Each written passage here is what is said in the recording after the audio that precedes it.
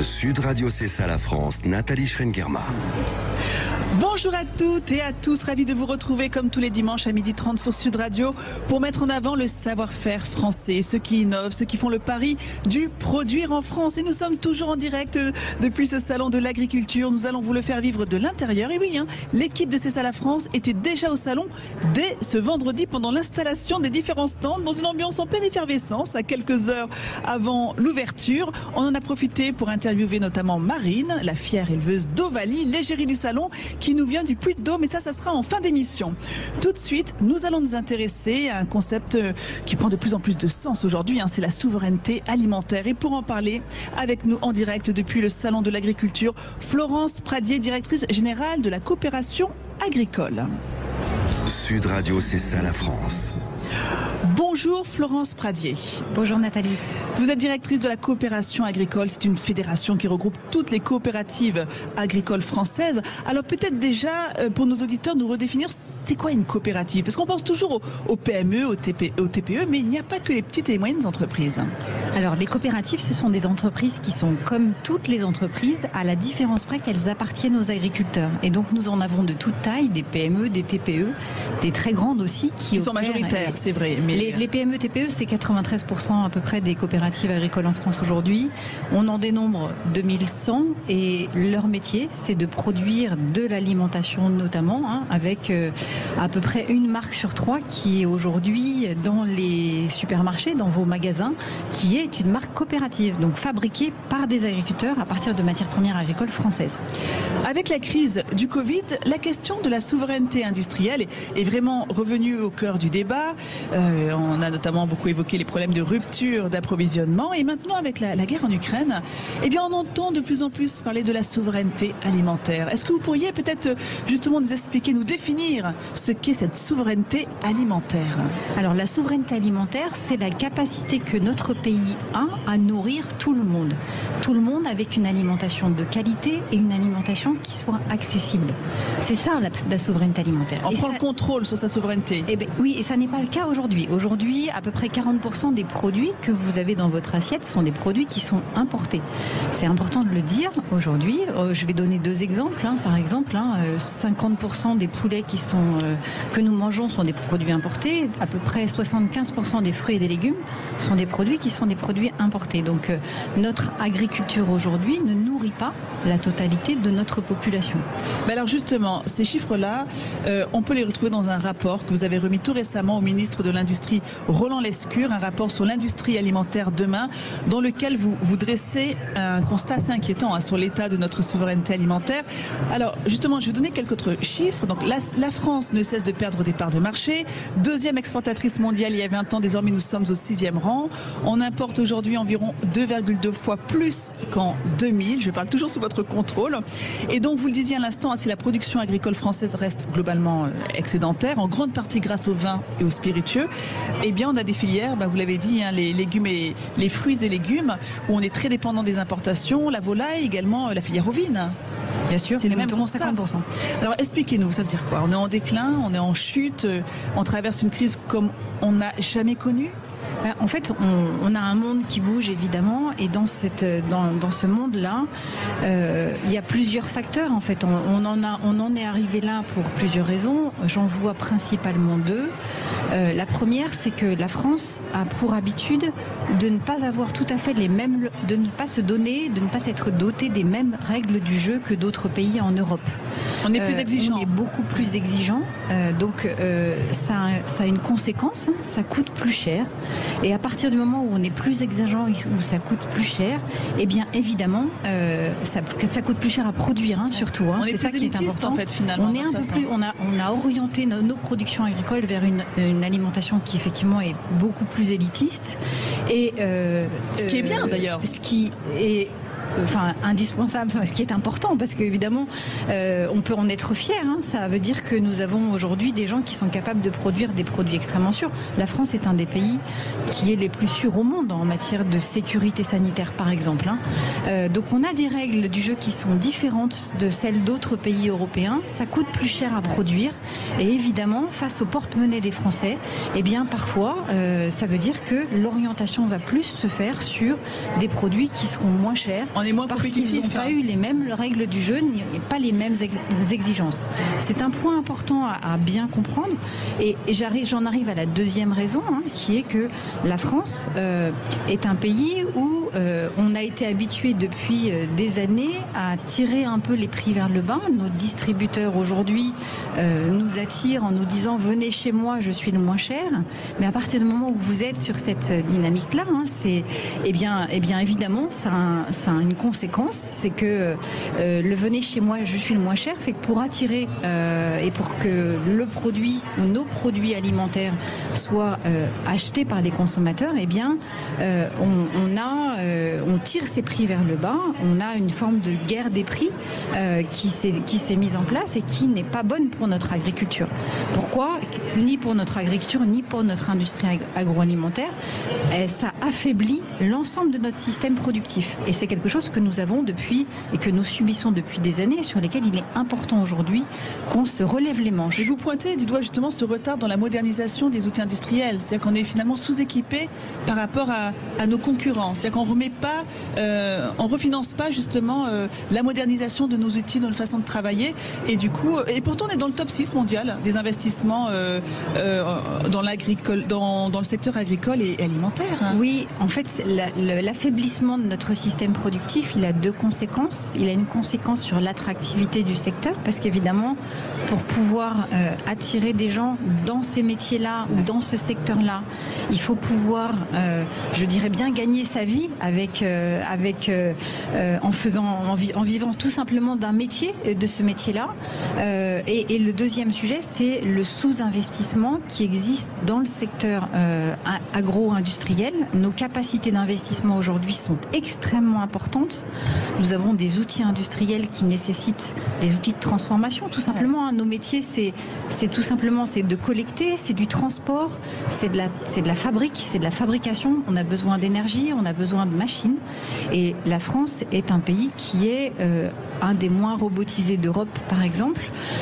C'est lié au fait que nous n'avons pas eu des capacités d'investissement suffisantes, et donc c'est important évidemment aujourd'hui de faire ce constat-là et de se donner les moyens de transformer l'ensemble de ce secteur pour qu'on soit à nouveau compétitif et surtout qu'on relocalise. Qu'on relocalise et que ce secteur redevienne attractif.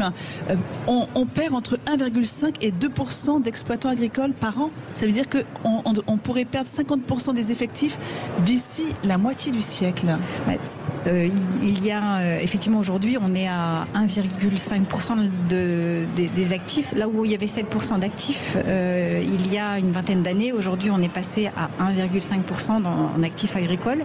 Donc on a effectivement une déprise importante, mais ce sujet de la valeur ou de bien gagner sa vie est un sujet qui effectivement est fondamental et essentiel. Parce que du coup on a du mal à recruter, on a du mal à former, on a du mal à attirer déjà tout simplement. Alors voilà, c'est juste faire envie. Voilà, il faut pouvoir faire envie. On a des métiers qui sont passionnants dans notre secteur. On a des métiers qui touchent à l'humain, qui touchent à la consommation, qui touchent à la fabrication, enfin un patrimoine gastronomique qui est aujourd'hui chez nous quelque chose d'assez important et ancré dans nos traditions, dans nos cultures, dans nos terroirs. Je pense que ça c'est très important aussi de le dire, et pour pouvoir je dirais reprendre et retrouver, parce qu'il faut refaire envie, il faut qu'on ait de la valeur, il faut qu'on redonne tout simplement les moyens à nos agriculteurs de produire. Alors justement, parce que c'est vrai, vous le disiez à l'instant, l'agriculture elle structure les pays, c'est le baromètre finalement de notre société, donc le constat il est terrible. Alors comment renverser la vapeur, comment s'en sortir, comment retrouver justement une souveraineté alimentaire et à quelle échéance? Alors peut-être trois choses qui nous paraissent nous principales et fondamentales: la modernisation, mais on va dire plutôt la robotisation, oui. Robotisation, modernisation dans nos sites de production. Il y a un deuxième sujet qui concerne la décarbonation, parce que c'est un enjeu qui est majeur pour nous. Les agriculteurs sont les premiers exposés, donc l'ensemble du secteur agricole et agroalimentaire est exposé aux aléas climatiques, évidemment. Donc la décarbonation est un sujet fondamental sur lequel il faut qu'on aille et qui va nécessiter des investissements majeurs. Donc réduire les émissions de gaz à effet de serre. Exactement. Ça veut dire quoi? Ça veut dire très concrètement changer les moteurs qui fonctionnent aujourd'hui je dirais avec du gaz ou avec donc des moteurs thermiques en moteur électrique. Ça veut dire un changement radical. Aujourd'hui, produire de la chaleur et du froid de façon un peu différente, ça veut dire de la modernisation, de la robotisation, c'est ça très concrètement. Et le troisième point qui nous paraît très complémentaire et fondamental, c'est aussi d'adapter des compétences et d'attirer des talents, parce que nos métiers sont des métiers où on va mettre de plus en plus de numérique sans doute, beaucoup plus de robotique, beaucoup plus de technologie, et ça sous-entend d'avoir aussi des compétences qui sont capables de monter sur ces métiers-là, et ça nous paraît un enjeu fondamental que justement d'avoir ces compétences au sein de nos métiers.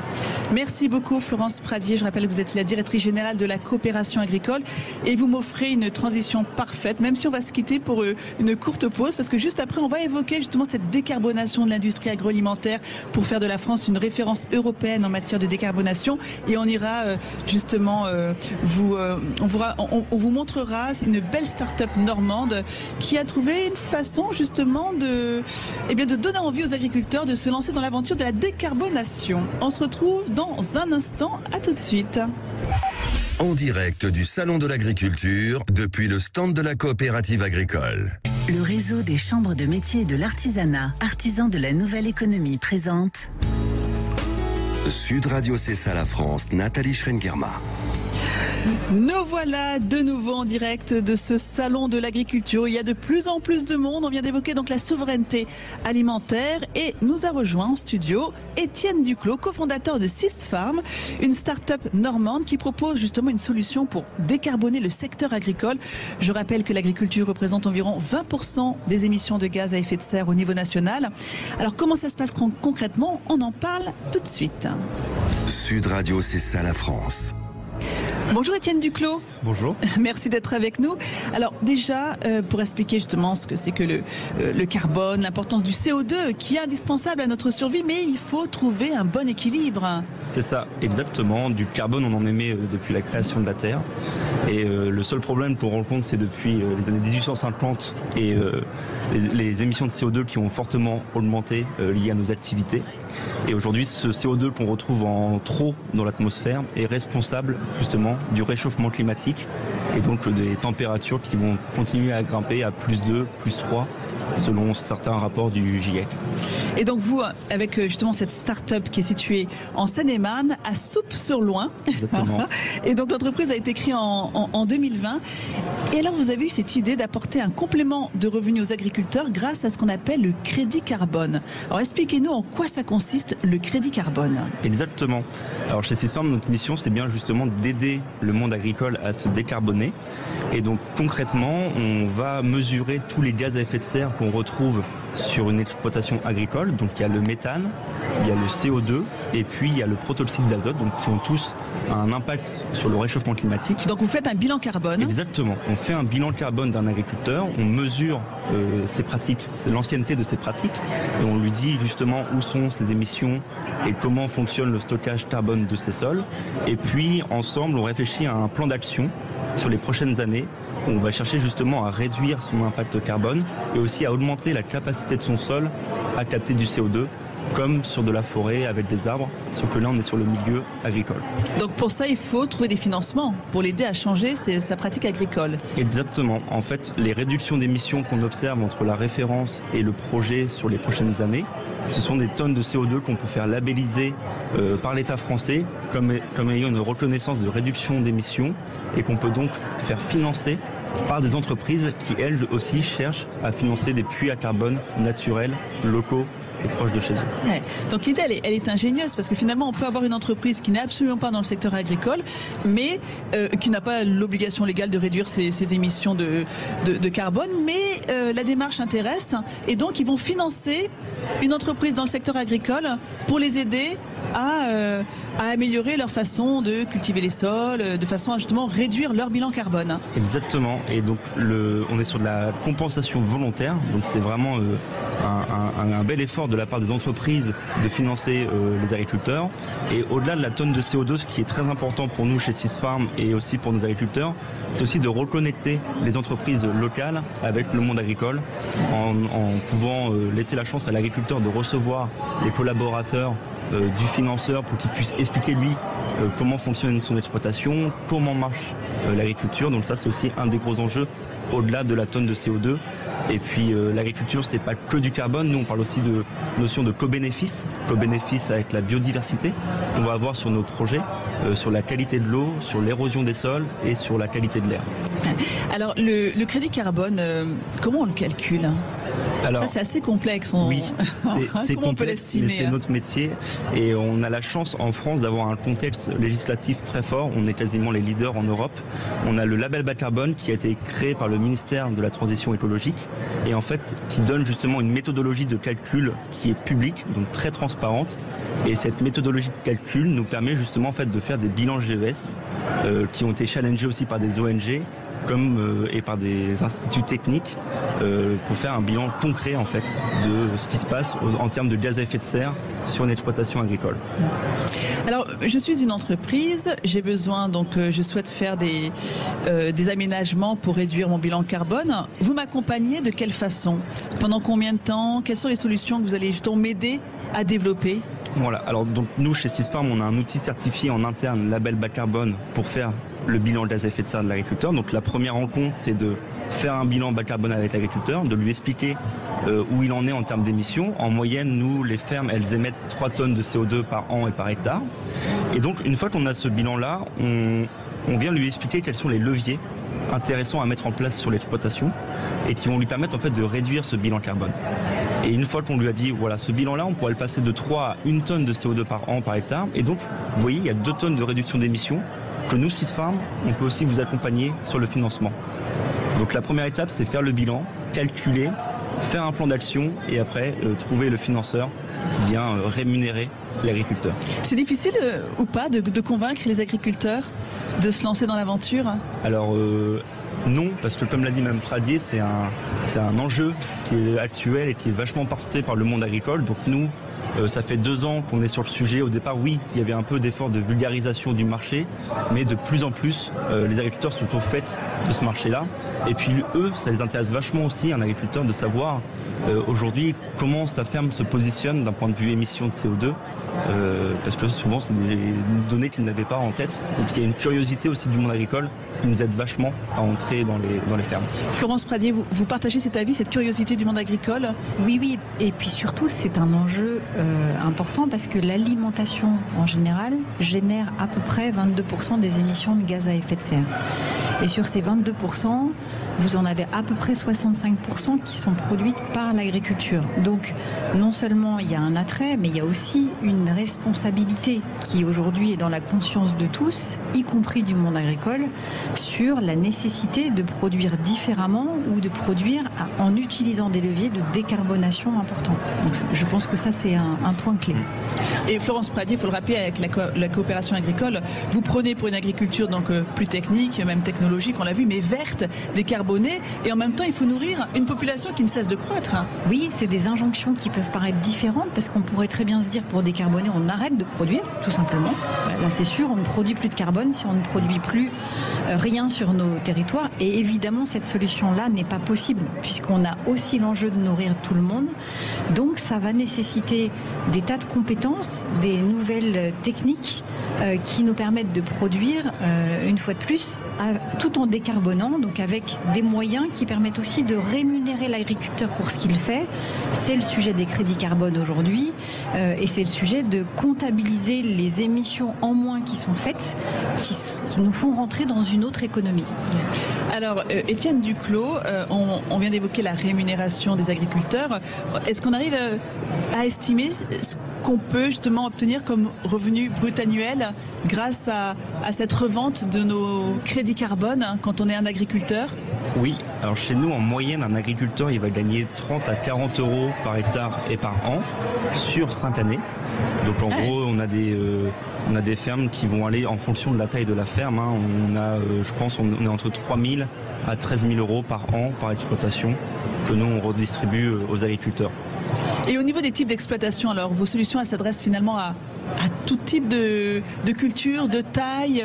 Oui, alors il y a dans le label bas carbone, il y a des méthodologies pour chaque typologie d'entreprise. Et nous, chez Sisfarm, comme on est aussi issu du monde agricole à la base, et le siège social, il est sur l'exploitation de Antoine Gilbert, mon associé, on s'est spécialisé sur la grande culture parce que toute la notion de stockage de carbone nous intéressait fortement.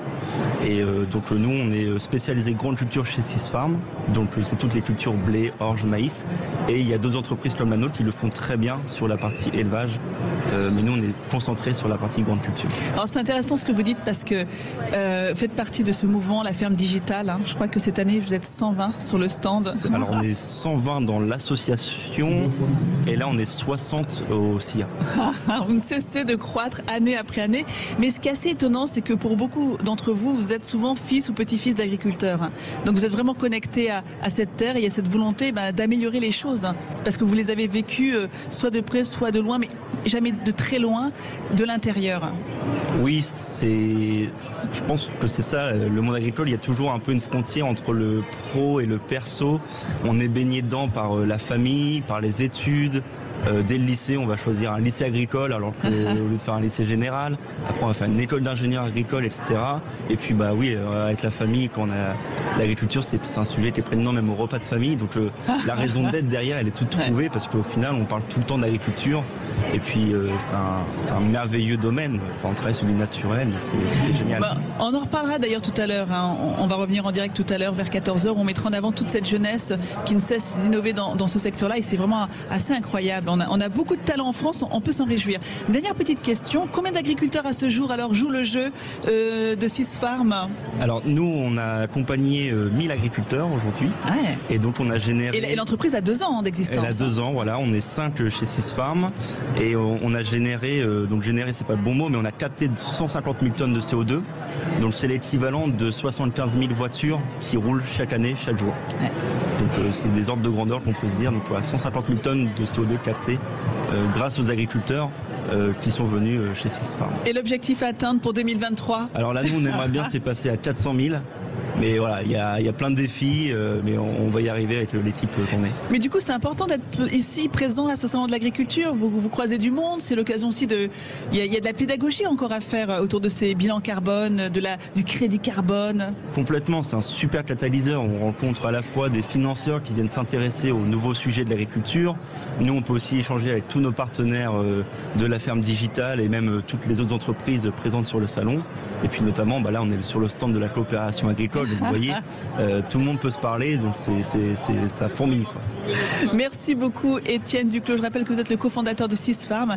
Et merci également à Florence Pradier, directrice générale de la coopération agricole, d'avoir été avec nous. Et on va maintenant se balader avec Thibaut, notre French Trotter. Sud Radio, c'est ça la France, avec Thibaut, le French Trotter. Je vous le disais tout à l'heure, on était là dès vendredi. Et oui, et Thibaut, vous avez eu cette chance d'assister à l'installation du salon vendredi soir. Exactement, j'ai vu les animaux arriver par camion entier, c'est un vrai spectacle. Alors c'est un peu comme dans un voyage organisé, en fait à l'arrivée il faut faire la peine, on vérifie sur les listings que les animaux sont bien là. Hein. Et du côté des stands, on est en pleine effervescence à quelques heures de l'ouverture. Alors on scie, on cloue, on colle, c'est assez bruyant. Là vous êtes en train de nous préparer sur vos interventions, c'est ça, il y avait du bruit. C'est ça, oui. En plus il y a des essais de sono. Mais en tout cas, c'est un moment privilégié pour rencontrer les exposants. Oui, et du coup, vous avez pu rencontrer en avant-première l'égérie du salon. Mais quelle chance, Thibaut. J'ai eu de la chance. J'étais l'un des tout premiers à la rencontrer. Alors, elle s'appelle Ovalie. Vous êtes tombé amoureux. Ouais, elle a beaucoup de charme, Ovalie. Franchement, vous allez voir les photos sur les réseaux sociaux.